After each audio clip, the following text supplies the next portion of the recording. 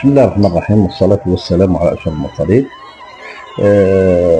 حافلة الفريق الوطني لما تنقلهم البارحة عند تنقلهم إلى أمريكا إلى كانساس سيتي، عرفت استقبال الحافلة من طرف الجالية الجزائرية المقيمة هناك.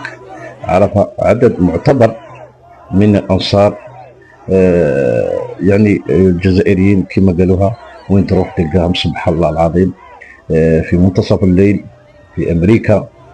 وين واحد ما كان متوقع الاستقبال استقبلوه المناصرين البارح للاعبين في الحافلة هذه.